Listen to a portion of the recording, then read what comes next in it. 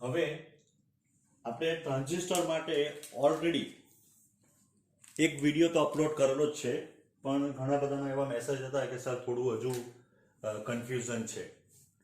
તો ટ્રાન્ઝિસ્ટરની કાર્યવાહી તો એ વિડીયોમાં મેં બરાબર સમજાવેલી છે, આમ તો બધું જ બરાબર સમજાવેલું. છતાં જો કાર્યવાહી સમજ નહીં પડતી હોય ટ્રાન્ઝિસ્ટર કેવી રીતના વર્ક કરે, તો તમે જ્યારે ગુરુવારે પ્રેક્ટિકલ કરવા આવો તો ત્યારે મને મળજો. હું તો ત્યારે તમને રૂબરૂ અથવા તમે જે ક્લાસમાં બેસતા છે એ ક્લાસમાં આવીને હું તમને બધાને ત્યાં સમજાવી દઈશ. અત્યારે થોડુંક આપણે આગળ જોઈએ.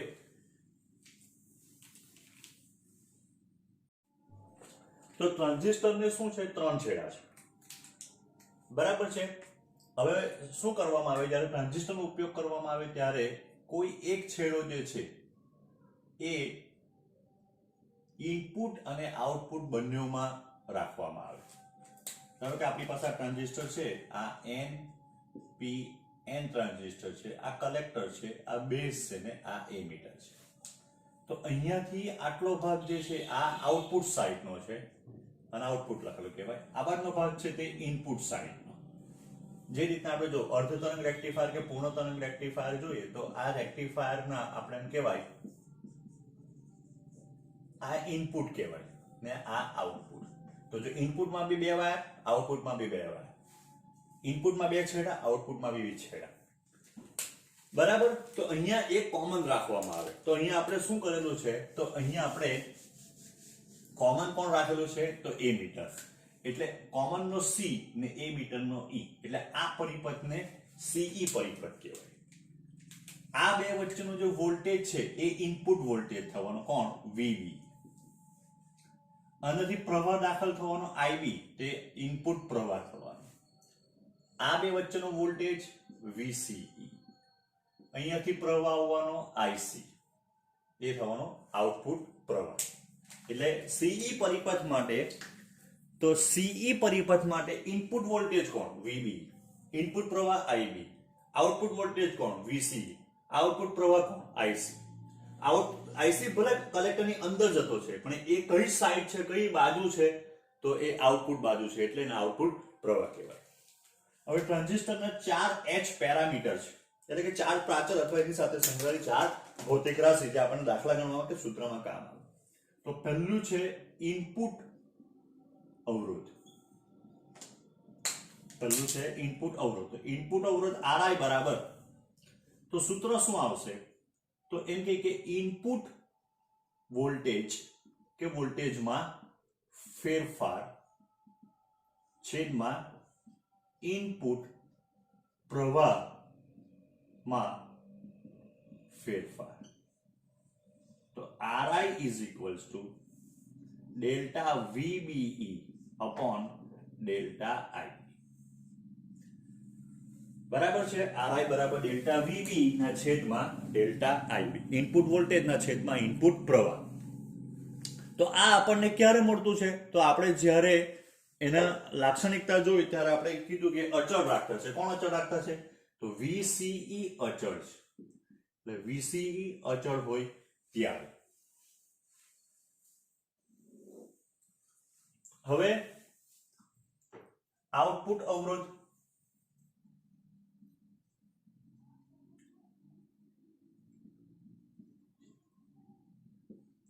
આઉટપુટ અવરોધ RO બરાબર, આઉટપુટ અવરોધ RO બરાબર શું આવશે, કેમ કે આઉટપુટ વોલ્ટેજ છેદમાં ફેરફાર છેદમાં આઉટપુટ પ્રવાહમાં ફેરફાર.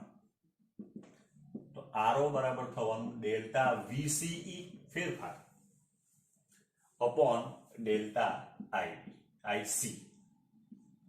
બરાબર છે. ક્યારે, કે જ્યારે IB અચળ હોય ત્યારે. લાક્ષણિકતામાં આપણે જોઈએ ઇનપુટ અને આઉટપુટ લાક્ષણિકતામાં, ઇનપુટ લાક્ષણિકતામાં VC અચળ રાખવામાં આવે, આઉટપુટ લાક્ષણિકતામાં IB અચળ રાખવામાં આવે.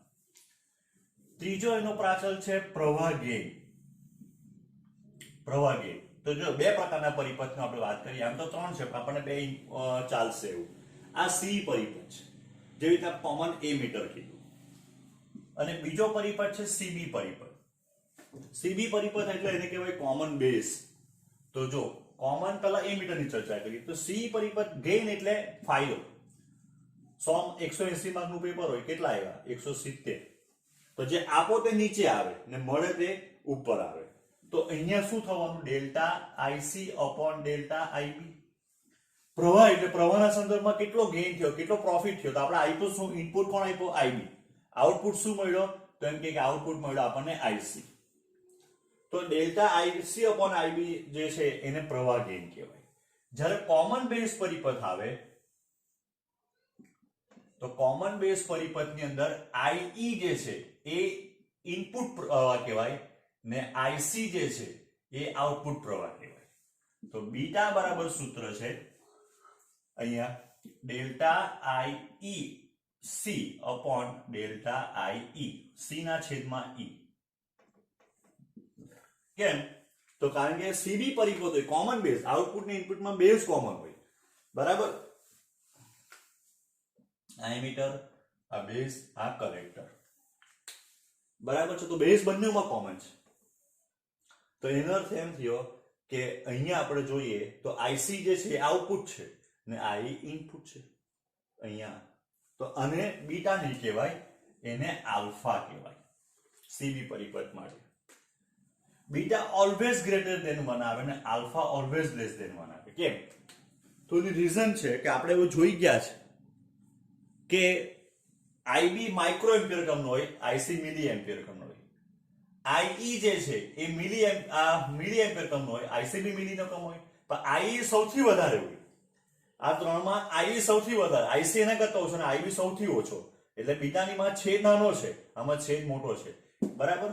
તો એનો અર્થ એમ થાય કે બીટાની વેલ્યુ હંમેશા ગ્રેટર ધેન 1 આવે, ઘણો મોટો આવે. 10, 100, 1000 ગમે એટલો બીટા હોઈ શકે.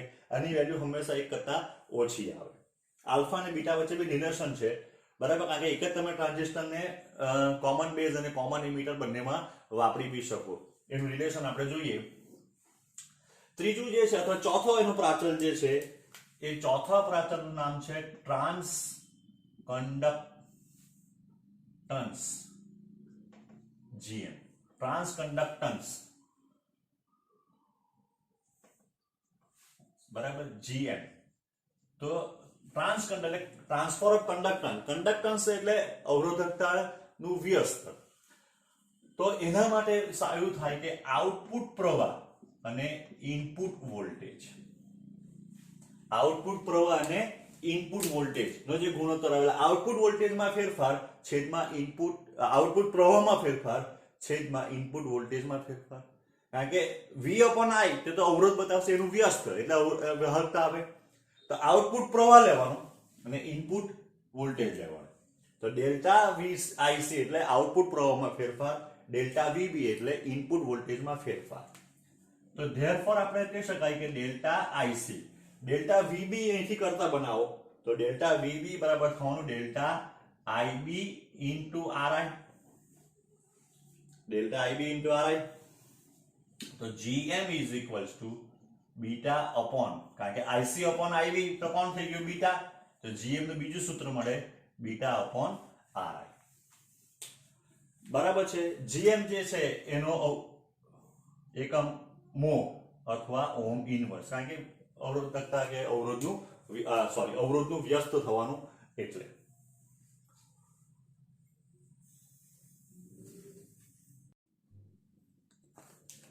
હવે ટ્રાન્ઝિસ્ટરનો એક ઉપયોગ જોઈએ, સી એમ્પ્લીફાયર. આ ઇમ્પોર્ટન્ટ છે, એમાં આવતા સૂત્ર ઘણા ઇમ્પોર્ટન્ટ છે. ટ્રાન્ઝિસ્ટરના ઘણા ઉપયોગો છે. એક ઉપયોગ છે એનો આપણે સાદો વિચાર કરીએ તો વોઇસ એમ્પ્લીફાયર. આપણે જોઈએ કે માઇક પર આપણે સ્કૂલમાં અથવા ગમે ત્યાં જો પ્રાર્થના ગાય તો એ જે પ્રાર્થના ગાય તો જ્યારે એ સ્ટાર્ટ કરે ત્યારે ધીમે ધીમે ગાય. આપણે ત્રીજા માળ ઉપર આપણો ક્લાસ છે, બીજા કે ત્રીજા માળ ઉપર તો ત્યાં લાઉડ સ્પીકર છે, ત્યાં મોટો અવાજ સંભળાય. બરાબર છે? તો ટ્રાન્ઝિસ્ટરની અંદર આપણે વિચાર કરીએ તો ટ્રાન્ઝિસ્ટર સી એમ્પ્લીફાયર એટલે આપણે એમ કહીએ કે એ કોમન એમીટર એમ્પ્લીફાયર છે.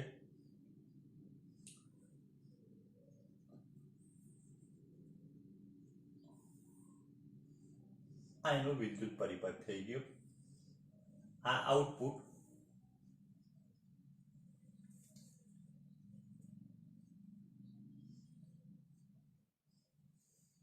બરાબર? ટ્રાન્ઝિસ્ટરને જે જોઈતું હતું એ આપણે આપી દીધું છે. ટ્રાન્ઝિસ્ટરને શું જોઈતું હતું? તો આ કયો ટ્રાન્ઝિસ્ટર છે? તો આપણે એમ કહી શકાય કે આ NPN કલેક્ટર બેઝ એમીટર. તો collector base junction forward bias માં થઈ ગયું, P સાથે પોઝિટિવ, N સાથે નેગેટિવ. N પર પોઝિટિવ આવ્યું એટલે રિવર્સ બાયસ માં ગયું. આ અવરોધ છે ધારો કે R. બરાબર. ટ્રાન્ઝિસ્ટર ઓન થાય એટલે અહીંયા IB નું નિર્માણ થાય, અહીંયા IC નું નિર્માણ થાય.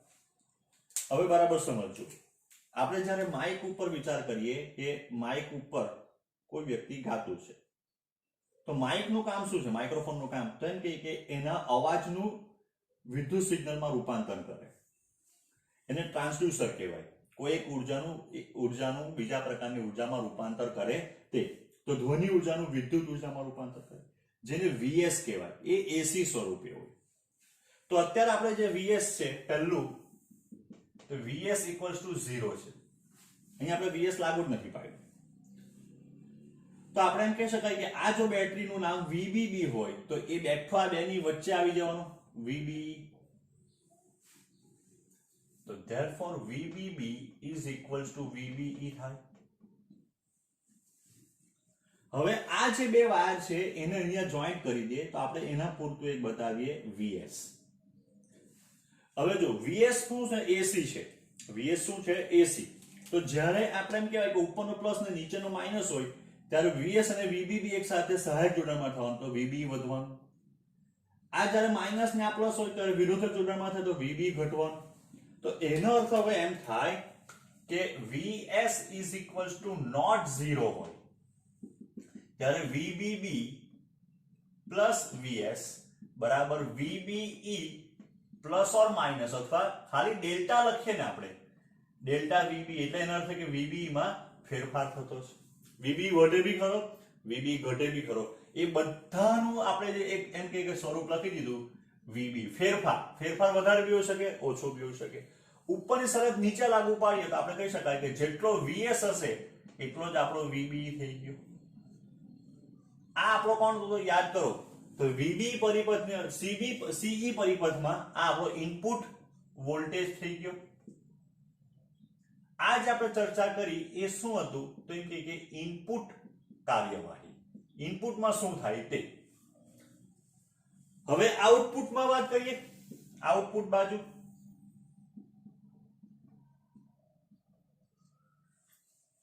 તો આઉટપુટ કાર્યવાહીની અંદર હવે શું મળે આપણને? તો જો અહીંયા આના નામ તરીકે VCC આપવું એટલે આ બે વચ્ચેનો વિદ્યુત સ્થિતિમાન તફાવત VCC થઈ ગયો. VCC નો હિસાબ કરીએ આપણે તો VCC નો હિસાબ કરીએ તો આ બે વચ્ચે VCE કહેવાય ને આ બે વચ્ચે ઓહમનો નિયમ લાગુ પાડીએ તો આ પ્રવાહ IC અહીંયા આવવાનો. તો આ બે વચ્ચેનો વોલ્ટેજ કેટલો? તો IC × RL. તો VCC બરાબર શું થવાનું? તો IC × RL + VC. હવે બરાબર સમજો. બીટા આપણને એમ કહે કે ડેલ્ટા IC/ડેલ્ટા IB. એનો અર્થ કે ડેલ્ટા IC બરાબર બીટા × ડેલ્ટા IB. બરાબર. ડેલ્ટા IC બરાબર બીટા × ડેલ્ટા IB. હવે જો આપણે એમ કહીએ કે જો ઇનપુટ વોલ્ટેજમાં ફેરફાર થાય, બરાબર છે, તો લાક્ષણિકતા આપણને એમ કે ઇનપુટ લાક્ષણિકતા કે અહીંયા IB હતું ને અહીંયા VB હતું. તો જો એમ કે ઇનપુટ વોલ્ટેજમાં ફેરફાર થાય તો ઇનપુટ પ્રવાહમાં ફેરફાર થાય. જો ઇનપુટ પ્રવાહમાં ફેરફાર થાય તો IC માં બી ફેરફાર થાય. જ્યારે અહીંયા IC અચળ દેખાતો છે. બરાબર છે. એક ઉદાહરણ લઈએ. ધારો કે બીટાની વેલ્યુ 10⁻³ છે, 1000. ધારો કે 10⁻⁻6 છે. તો એમ કે માઇક્રો એમ્પિયર ક્રમનો. તો ટ્રાન્ઝિસ્ટરે શું કર્યું? IC ને બીટા ગણો કરી દીધો એટલે મિલી એમ્પિયર ક્રમનો થઈ ગયો. જે આપણને માઇક્રો એમ્પિયર ક્રમનું મળતું હતું તે હવે ક્યાં થઈ ગયું? તો મિલી એમ્પિયર ક્રમનું થઈ ગયું. બરાબર. એટલે શું થયું? તો સિગ્નલ મોટું થઈ ગયું. આપણે એમ કહેવાય પ્રવાહ વધી ગયો. તો ફેરફાર જો કરીએ તો delta IC × RL + delta VCE. આ 0, કારણ કે VCC અચળ હોય એમાં ફેરફાર નહીં થાય. તો એનો અર્થ હવે એમ થયો કે therefore ડેલ્ટા VCE જે આપણા માટે આઉટપુટ હતો, યાદ કરો CE પરિપથમાં આઉટપુટ કોણ હતો? VCE. બરાબર સૂત્ર શું આવે? Minus delta IC into RL. Delta IC into RL થાય. બરાબર છે. તો હવે આપણે એમ કહીએ કે વોલ્ટેજ ગેઇન એવી બરાબર તો આઉટપુટ વોલ્ટેજ છેદમાં ઇનપુટ વોલ્ટેજ. બરાબર, આઉટપુટ વોલ્ટેજ છેદમાં input voltage. VO upon VS બંનેની કિંમત છે આપણી પાસે. તો AV બરાબર આપણને શું મળે? VO બરાબર તો ઉપર સૂત્ર છે minus delta IC into RL છેદમાં ડેલ્ટા VB.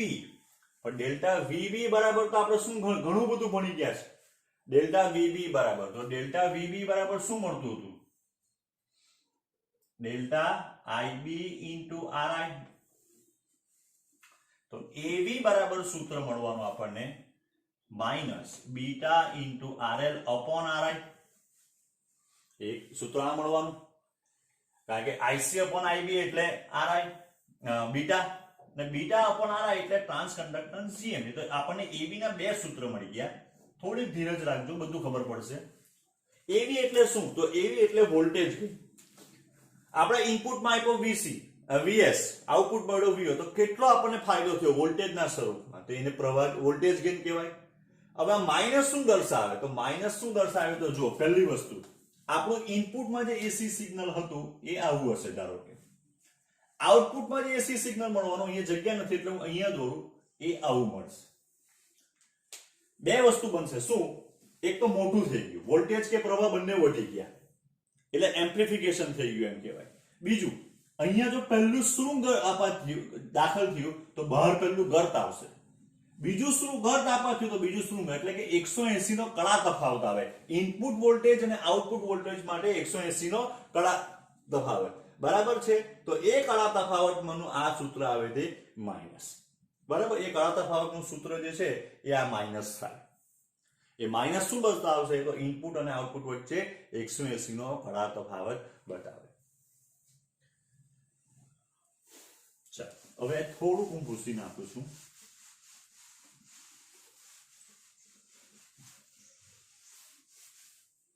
હવે પાવર અથવા પાવર ગેઇન, કેટલો પાવર વધ્યો?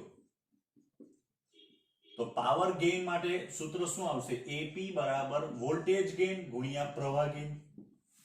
તો પ્રવાહ ગેઇન ને તો આપણે શું ગણતા છે? બીટા બી ગણતા છે.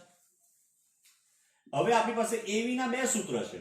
તો AV ના બે સૂત્ર મૂકો તો પહેલું સૂત્ર minus beta into RL upon RI into beta એટલે minus beta square RL upon RI. બીજું સૂત્ર મૂકો તો minus GM into RL into beta. તો આ પાવર ગેઇન આપણને બે સૂત્ર મળે. આપણે એમ કહેવાય પાવર ગેઇન આપણને કેટલા સૂત્ર મળે? આ બે સૂત્ર મળે. પાવર ગેઇન એટલે શું? તમે કેટલો પાવર વધાર્યો. ઇનપુટમાં કેટલો પાવર હતો, આઉટપુટમાં કેટલો પાવર હતો. તો beta square into RL upon RI. તો બીટા જેમ મોટો હશે, RL જેમ મોટો હશે ને RI જેમ નાનો હશે તેમ પાવર ગેઇન આપણને મોટો મળે. જેમ પાવર ગેઇન વધારે તેમ અવાજ જે છે એ વધારે મોટો આવે. બરાબર. તો આ જે સૂત્ર આપણને મળ્યું એ RL છાડવા એ પાવર ગેઇન નું સૂત્ર મળ્યું. તો આજે આપણે જોયું કે ટ્રાન્ઝિસ્ટર એઝ એ એમ્પ્લીફાયર કેવી રીતના વર્ક કરે તે. હવે બરાબર જો સમજો. થોડુંક ટ્રાન્ઝિસ્ટરનું જે આગળ પાછળનું તને સમજ નથી પડતી, તમને હજુ કેમ છું કે તમે જ્યારે પ્રેક્ટિકલ કરવા આવો ત્યારે ગુરુવારે મને કાં તો પ્રેક્ટિકલ પહેલા અથવા પ્રેક્ટિકલ પછી બરાબર છે મળીને સમજી લેજો. ઘણી વસ્તુ છે પ્રેક્ટિકલી અથવા આપણે ઓનલાઈન કરતા તમે રૂબરૂ સમજો બહુ ઇઝી છે. જે લોકો ક્લાસમાં આવ્યા છે તેને બહુ સરસ સમજ પડી ગઈ છે. તમને પણ સમજ પડી જશે. થોડુંક જે તમને ડાઉટ છે બરાબર છે તો આપણે સાથે બેસીને એ ડાઉટ ક્લિયર કરી દઈશું. બરાબર.